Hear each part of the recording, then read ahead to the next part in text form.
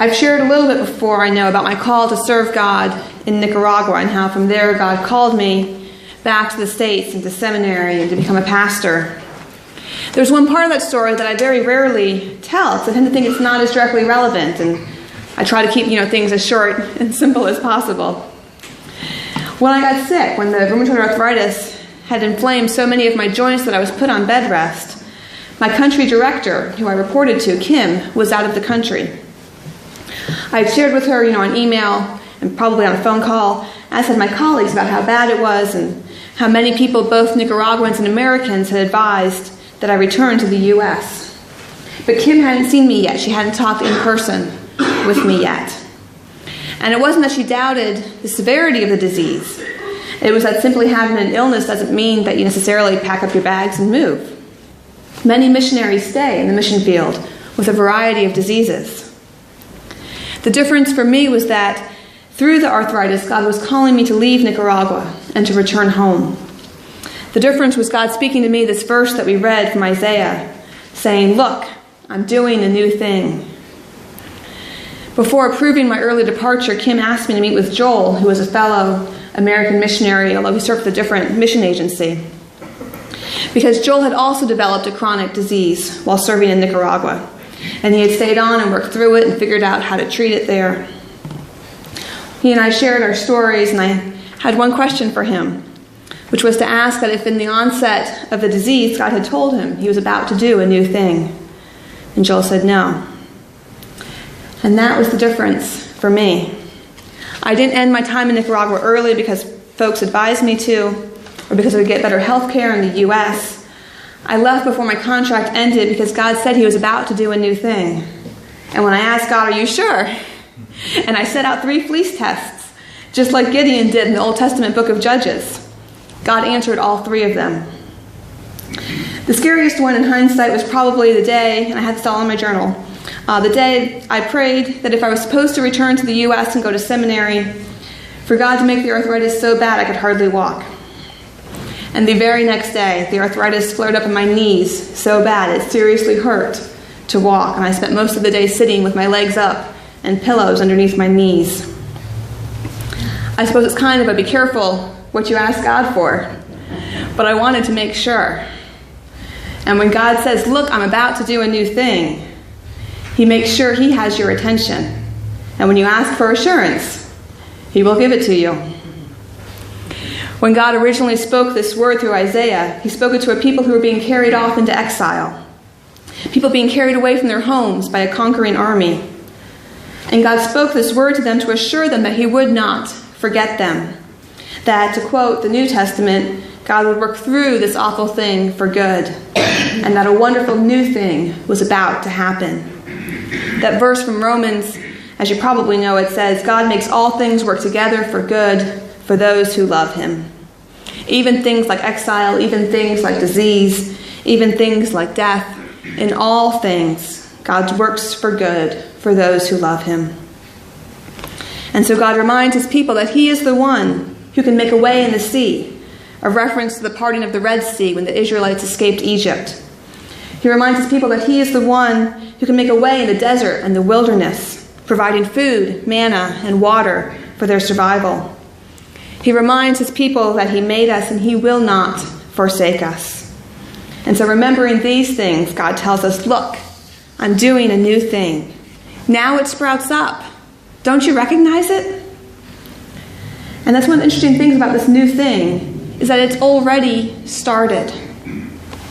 In the Good News Bible translation, God says, "Watch for the new thing I'm going to do. It's happening already. You can see it now."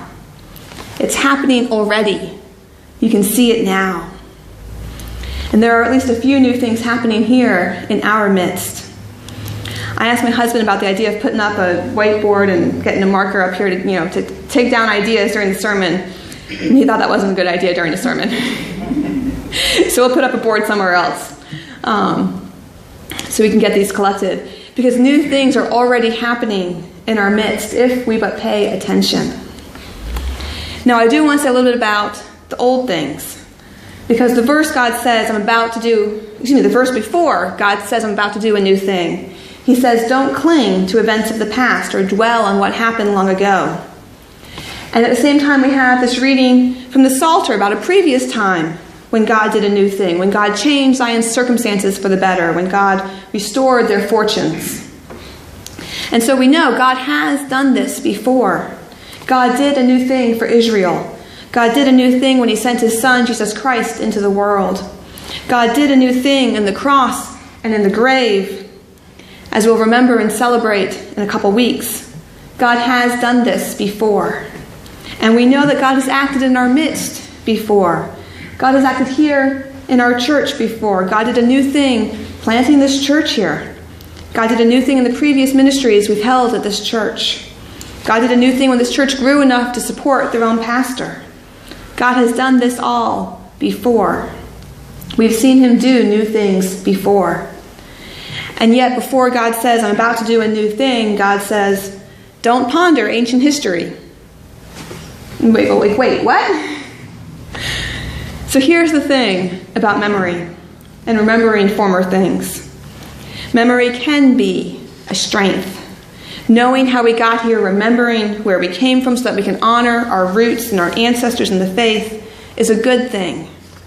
Remembering the past can help you survive. Knowing about past mistakes can mean you don't repeat them in the future and can lead to even greater future success. Memory can be our reference point for interpreting events and life circumstances. Memory tells us who we are and helps us respect our past and how we got here. However, unfortunately, memory can also be a hindrance. You've heard of folks who are stuck in the past. It happens when you continue to hold on too tightly to the past. Or perhaps folks who view the past through rose-colored glasses and remember only the good and forget all the mistakes. Clinging too tightly to a memory can cause you to misinterpret life.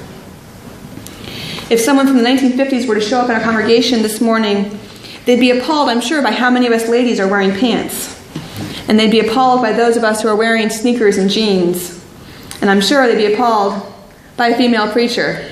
It was the late 50s when the Methodist Church again allowed women to be ordained. This person would recognize that we're in a church, but they might not be sure what else is going on. If you hold too tightly to former things, you will not be able to embrace new things. There's got to be room for something new to spring up, much less flourish. I remember a sermon illustration the senior pastor I served with at my previous church gave one time. He was talking about when he comes home from the grocery store, he tries to carry all the groceries together in from the car. Anyone else do that? A few of us do that? Right, we want to carry everything all in one trip. But what happens when you get to your front door? You have to be very talented. You have to at least set down one hand. I usually manage to do one hand and unlock the door and open the door with one hand. I know some of us have to set everything down. I know where my keys are. That's what I do. You have to put down at least some of the groceries in order to open that front door. You don't necessarily have to put all of them down, but at least one hand has to be free to unlock and open the door. God's not saying to forget who you are and where you're coming from. God's not saying to forget the past. He says don't cling to it. Don't dwell on it. Keep some memories with you and go on inside to the next thing. There's got to be room for the new. In my case, I had to leave Nicaragua to go to seminary. I had to physically move in order for there to be room for a new thing. I think we're in a season of God saying, look, I'm about to do a new thing. I think we've been here at least since I arrived almost 2 years ago, perhaps longer. I think God's got our attention in a way he didn't before. And I don't say that to knock the past. I don't say that to knock previous pastors. Simply to say that we're in a different season now. A season of God on the verge of doing a new thing. There may be things we have to move in order to make room for new things.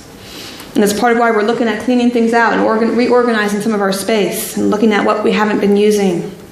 What new thing can God do in those rooms? What dreams and hopes do you have for those rooms?